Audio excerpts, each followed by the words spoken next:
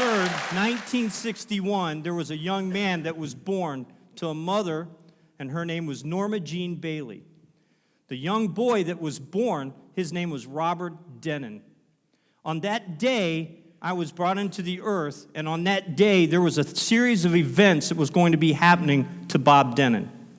But the end result of the day that I was born, my mother looked at me, and for about 7 years, she kept on telling me that I was going to be successful. So our journey over the next few weeks of you and me getting together, and I like to do this once a week, because some of you, I've been sitting down with you, and I've been telling you, you got to do this, and you got to do that, and you got to do this, and you don't know anything about me. You just know that I'm Bob Denen, CEO of Safe House. And so I thought, if I'm going to even stand a chance to try to help you guys be successful, you probably need to see all my dirt. So the next few weeks, I'm going to share all my garbage with you. Because I think it's fair that you understand that we're in this together. That everything that we do has to do with the fact that we are brought together for a reason. Whatever you believe, whatever you don't believe. But the question that I want to ask you today is, who do you believe? One of the first things that happened to Bob Denen after he was born was the fact that after a few years, about year 4 or 5, I noticed that my mother was gone and she wasn't at the house very often. She would go away for a period of time. Not knowing what was going on, and so I began to ask my sisters, which I had 3 older sisters, and I said, "Where's Mom at?" They said, "Mom's at the hospital. She's getting some help on some stuff." So I remember a long period of time, I was about 6 years old, and Mom came in from the hospital, and I was so excited to see her that I ran up to it, and I remember seeing her face, and as soon as I looked at her, she started to cry. And I looked at her and I said, "Aren't you happy to be home?" And she said, "I'm excited to be home." Now, keep in mind, when I was born, there was this whole thing that was put in place for me to be successful. But for me to get to in my life and to journey in my life, I'm going to have to walk through a few things to get to a place of what's called success. See, you see me today, and you might think that I'm successful because I'm a CEO. A lot of you probably think I'm very rich, and that all this stuff that's going on. So Pastor Bob's got to have it all together. He's very successful, okay? And where I've come from, I am very successful. I've been blessed. But I'm not successful because of the stuff that I have. I'm successful because I have a daughter that loves me, a son that loves me, a wife that loves me, grandkids that love me. And every day I get to get up every morning and help a lot of teenagers to try to understand that your journey is to try to get you to be successful. We're not trying to change you. We're not trying to manipulate you. We are trying to set you up to be successful. But we understand that there's obstacles that's in the way. So after a while, I realized that my mom had to go back to the hospital again. And when she went back to the hospital this time, she came back and something was different. She had been diagnosed with breast cancer. And back in 1968, what they did to you when you had cancer is they hit you with all kinds of chemotherapy, and basically they was trying to kill the cancer by using chemotherapy. It was different than it is today. And they burnt her severely. And what they ended up doing was they ended up cutting, I'm going a little graphic, they cut both of her breasts off, and then they burned her with chemotherapy. And every night after she came home, we had to put salve on her chest. And we would have to pick off the dead skin. And I remember her looking at me and saying, "You got to do this or I won't get better." And so we used to pick the scabs off, and she'd flinch because it would hurt. And I always felt so bad. But in 1968, February of 1968, she died. And it became one of the first obstacles in my life that was put in front of me to make me not be successful. And so right off the bat, I'm 7 years old, and I got a problem. I don't have a mom. Now, my dad was never around. I hadn't met my dad at all. So after my mother had died, there was a strange man that showed up with the sheriff's department, and he was there to take me. Because legally, he had legal right for me. And I remember my family getting in front of the door, and they wouldn't let the police come. They wouldn't let anyone come. into the house, and I was sitting in the back corner. My sisters was around me, and the rest of the family was in front of the door. And I remember my grandmother shaking her finger at the sheriff and saying, "You're not going to come and get him. Don't step foot in this house or we're going to have problems." And I remember thinking, wow, she's pretty strong. Wow, yeah, you go. Because here's this strange man that I never knew that wanted to take me away from the only people that I knew. But I realized that there was another obstacle that was in my way, that was going to be in my way where I would not be successful in life. Because in 1961, there was a plan for me when I was born to be successful. But now I have a second obstacle that's in my way.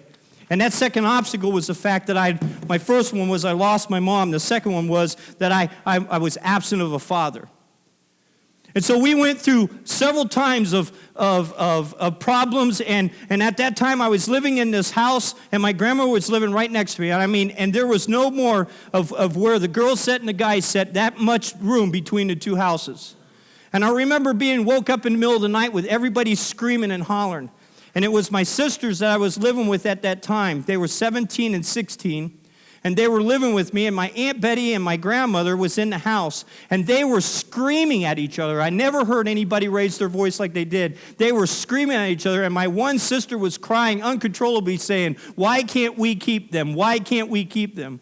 And here what had happened was my Aunt Betty and my grandmother went and got permission from my dad, which I did not know, that they were going to move us from my sister's house over to my grandmother's house. And so this big fight happened that night, and there was another obstacle that came in the way of Bob Denen to be successful, and it was called domestic violence. It was the fact that I saw the fight going on, and I was wondering why was everybody so mad at each other, and why couldn't we just get along? But it was an obstacle that was put in my way for me to be successful. So here I am, I'm 7, almost 8 years old, and my goal in life, God had a plan for my life for me to be successful, but here's all these obstacles that's being put in place. So right now, I'm already in trouble. I don't have a mother, I don't have a father, and now the people that I love dearly are being taken away from me. I was told at school that next day that I was not to go to the house with my sisters, but I was to go to my grandmother's house. And if I didn't go to my grandmother's house and I went to the other house, they would take me away and put me with my father, which I never knew anything about. So I was scared to death. So on that day, I went ahead and I went to my grandmother's house, not knowing what the rule was going to be, but I was removed from my home. My home of where I used to sit and watch my mom cook. The home of where I used to be, where my sisters would be there, and we'd go down early in the morning to get to the Christmas tree and look at everything like, why are you sharing this with us, Pastor Bob? Because you need to know that, listen, for me to be successful, you need to know what I've overcome. Because there's no way that I can help us if we don't understand the obstacles that's in the way. And so I was removed from the home, not knowing that the rule was this. I was never allowed back in that house ever again, and I was not allowed to talk to my sisters. They lived right next door. In fact, they were required to put blinds on the windows because I would go up to the window and I would look to see if I could just wave at them. And if they were caught seeing we make an eye contact, they were going to remove me and put me to my father. And so they used fear against my sisters, where I never had conversation with them before. Finally, they couldn't live with the pain and anguish of what was going on, and so they left. They moved, they moved out of town. But here I'm facing now. Look what I'm facing. I've got 4 obstacles in the way. And the whole time, my mom wants me to be successful. My whole time, that little bit of time that I had with my mom, all she wanted to do, she just wanted Bob to be successful, is what she wanted. And so here I am, lost mother, absent father, understanding what domestic violence is, removed from the home. So I'm thinking my grandma's going to love me. She's going to take care of me. And everything I did, she misunderstood. She misunderstood me and everything I did. If I tried to clean my room, she said it was never clean enough. If I tried to be nice, I was never nice enough. No matter what I did, I could not make her understand me. And so I began to develop this thing in my mind that no one was ever going to understand me, that no one ever understood what I was going through. In the middle of this, I would have terrible nightmares. I can't tell you what they were. They were just this blah stuff that went through my head. And I'd wake up crying uncontrollably, and all I wanted was to get a hug. And I remember one time that my grandmother brought me down to her bed, and she let me sleep in her bed. Up till that time, she was like, go back to bed, you're okay. And I mean, I was scared in the middle of the night because I was misunderstood. And I remember one time that I got into bed and she put her arm around me. I'll never forget that as long as I live. I'm 58 years old today, and I still remember that night when she put that one time that she put that arm around me. But she misunderstood. I was misunderstood all the time. And it said something in my mind that I was always going to be misunderstood, that no one would understand what I'm going through. And even though I knew that someday I could be successful, now I have all this stuff that's in the way. I got all these obstacles that's in the way. And then the next thing began to happen. I began to go to school, and I wanted to fit in with everybody. And when I began to try to fit in with everybody, they just used me. They'd take my lunch. They'd take any money that I would have. Didn't have too many friends in school. In fact, the ears that you see that's on my head right now, they were the size of when I was this tall. I like Dumbo ears when I was little in school. And so for all the time that I was in grade school and junior high school, they used to call me Ears. And by the way, if you ever call me Ears, I'm going to ground you for a month, okay? Okay? But they used to make fun of me all the time. And told me that. And so I felt used, is what I felt. And so what I had to do was I had to come to a conclusion early in my life. Was I going to listen to the obstacles that was there? Was I going to let something happen? And I remember going to church service one time, and I was probably 10, 11, maybe 12 years old. And I remember them talking about this one word called redeem. And I remember that when they started to talk about redeemed, that even though I had all these obstacles in the way, that if I would really understand what this word meant, it would make a difference in my life. And so I began to say, God, I need you to redeem me. I need you to show me. I need you to teach me who I need to listen to. Because prior to that, I was listening to all the obstacles that was in the way. I was listening to all those barriers that was in the way of my success. My question for you today, and don't answer this out loud, who do you believe? See, I began to believe all this stuff of being misunderstood and everything that was going on. But I had to understand one simple thing, and that was the fact that no matter what obstacles was in my way, I could be redeemed. I could be in a place of where I could get the understanding that there was something different that was going to go on inside of me if I would just believe the right person. Went by, and I was living with my grandmother. And as I was living with her, we began to kind of butt heads, and we began to have problems. She would never compliment me, and at the time when I would be 11, 12, 13 years old, I began to really struggle with being at home. Now, I had one individual, his name was Uncle Bill, and he would take me fishing every now and then. And I had the mic off, sorry. And he would take me fishing, and I would get a little bit of time away from him. Away from her, and it would help me a lot. So I turned around, and I thought, everything's going to be good. Everything's going to be all right. And then I realized that my grandmother didn't know how to love me. And so she began to say certain words. And I thought, well, I'm just going to ignore her. I'm not going to pay attention to what she has to say. And so I went to a friend's house, and I was with my friend, and I thought his mother really liked me. And I remember a conversation that she had with him upstairs, and I was downstairs. And she began to say, why would you ever want to hang around Bobby Denen? He'll never amount to anything. He's a waste of your time and energy. He's nothing but trouble. And I used to just hear these words like this, like I'm just trouble. You're always getting in trouble. You can never do anything right. And I began to believe those words. I began to believe what people used to say about me. They would say things like, you're never going to amount to anything. You're never going to be able to accomplish anything in life. You're always just trouble. You're always getting in the way. And things like then friends of mine or people that I used to think that were my friends, they would turn their back on me and they would call me loser because I wasn't sporty or I couldn't play sports or I couldn't do that. And so all these things just kept building up on me as I was a teenager. And before I knew it, I had more things, more obstacles in the way of my success than I could ever believe. And then I had people who used to tell me, we can't trust you. You're not trusted, because I used to start telling people lies because I wanted them to believe that I was something different than what I am. Because I began to believe all the obstacles that was in the way of my success. I began to have problems with the whole fact that I began to believe this stuff. And the more I believed it, the less successful I was going to be in life. No matter what was planned for me, it was about who I was believing. And I was beginning to believe the lies that was inside. Until the point that I was in high school, and I decided I was going to be successful, and I ended up beating all the seniors out of my freshman year in being the number one drum person playing drums in the marching band. And we had to do this like you had to plan and you had to practice, and they would do this competition, and I won all the competition. And so they were so mad that the seniors and the juniors and the sophomores were so mad that after school every day they decided to meet where I would get off the bus. They began to bully me, begin to punch me. In fact, it got so bad in my sophomore year that at the end of the sophomore year, they attacked me and they cracked my collarbone so I couldn't play drums for a whole year. I wouldn't be able to lift my arm for a whole year. And I began to believe everything that was in front of me on my success, because I had had a little bit of success of being the best drummer in the school. But since they broke my collarbone and I was being bullied, I couldn't even do that. And so I came to the conclusion that I wasn't going to be successful.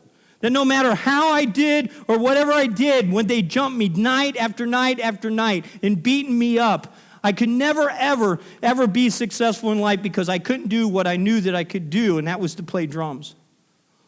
This is just a short little picture of what I dealt with as a teenager growing up. It's just a short little piece of what I dealt with. See, you might sit where you're sitting today and say, you don't understand where I come from. My question, my statement to you is, maybe you don't understand where I come from. But something happened. I decided to begin to listen to other words that was inside of me. I decided that I was going to begin to believe something different than what everybody had put in front of me. And so one day, I decided as a senior in high school, and this was after a while of me not going home because I didn't want to hear grandma holler at me all the time or tell me how bad of a person I was.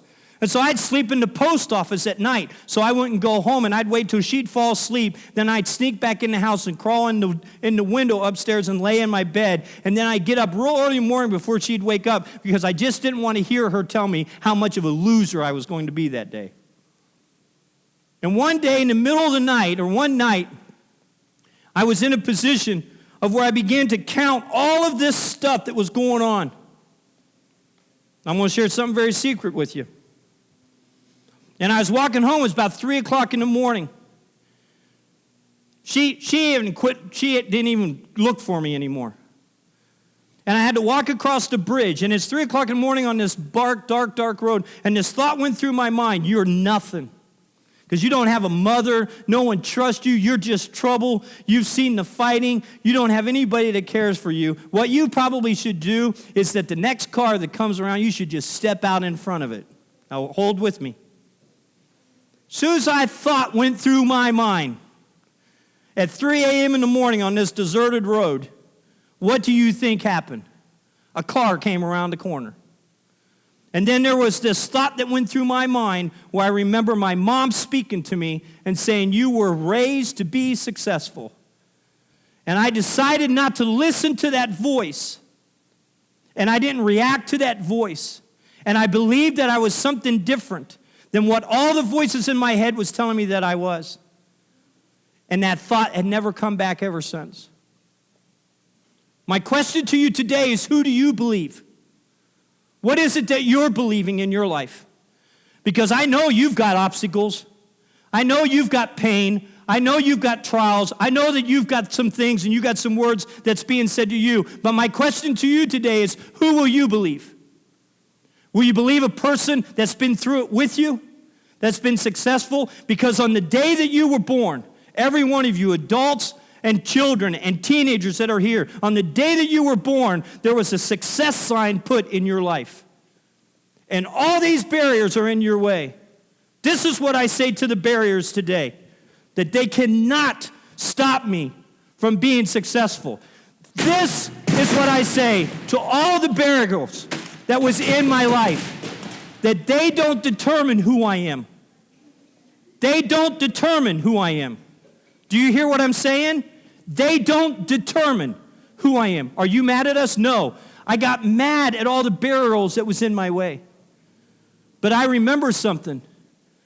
I could take all these negative things that are here, Everybody listening? And I can let them be part of my past, or I can take all these burials and I can let them be part of my future. How do you take all these things and let them be part of your future? Keep in mind, the idea of what I want to do is I want to be successful. I want to be here. How do I take all this where I can get to here?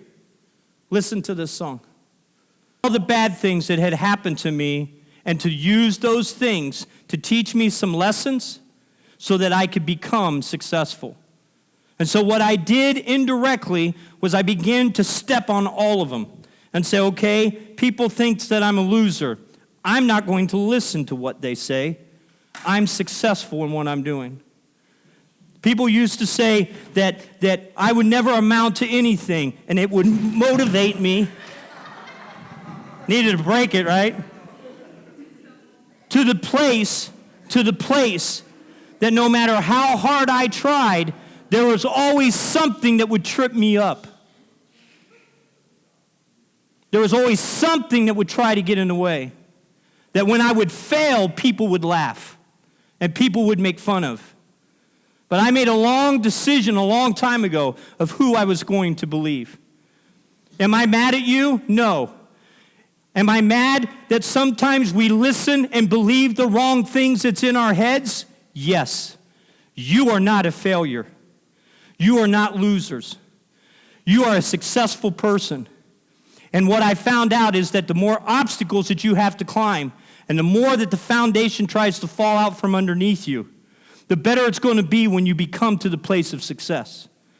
My goal, and where my frustration is that we can put the residential together and build the best building. But until you begin to believe in yourself, until you begin to understand that you need to listen to the right person, you need to listen to the right voice that's there, I can't make you successful. I can give you everything that I can. I can put the best people around you. But until you allow your mind to believe the right voice, I can't help you. And I want to. Because on the day that you were born was the day that was put in place for you to become successful. And what we're going to do, we're going to dismiss. And between now and next Wednesday, and I'm asking all of you to come back. This is not church, okay? This is time with Pastor Bob. And I want us to come back because we're going to work on this a little bit. I've asked the therapists and the case managers to be here. And the reason why I want you here is because sometime this week, I want you to work with them a little bit. Maybe Pastor Dan, you can work on it in your group too. Now listen, on one-on-one with your therapist, you need to talk about what your voices are saying, what your mind's told you, what the obstacles that's been built up in front of you. Because until we identify those obstacles, they will only stay in the way. You can be safe in sharing it with your therapist. But until we get it out in the open, we can never be successful. I want you to be successful. I care about you like you never imagined and anybody could care about you. I believe in you. So what we're going to do is I'm going to ask the therapists and the case managers, we're going to hand out a piece of paper that talks about who you are. And this is biblical, okay? After you leave here, if you want to throw it away, you throw it away. It's up to you, all right? But my suggestion is, why don't you start listening to what's been said to you and all the things that said that you can't be successful, and give me a shot to help make you successful. The question I'm going to ask you today, who do you believe? Do you believe the lies? Do you believe all the crap that's in the way? Or will you believe the people that I believe God's put in your life right now to help you understand that you can be better and that in life you can be successful? I'm going to share something with you and we're going to dismiss the ladies. The odds are against people like Bob Denen that was born August 3rd, 1961. Odds are against him. All the obstacles in the way. Every time I tried to overcome them, they would trip me up. But I found a way to overcome it because I believed in what I knew who I am. And so this piece of paper I'm going to hand you is going to be a list of saying who you are. My suggestion, only you can take it or leave it. I would get it in your room in the morning or at night. And I just really whisper it. You don't have to, nobody knows you have to do it. You need to start whispering who this paper says who you are. Just whisper it out loud. Because if we're not careful, you'll believe the wrong voice. And I need to put a new voice in your head. Everybody okay with me? Everybody know I care about you? All right, ladies, you're dismissed. Let's go. Gentlemen, be still real quiet.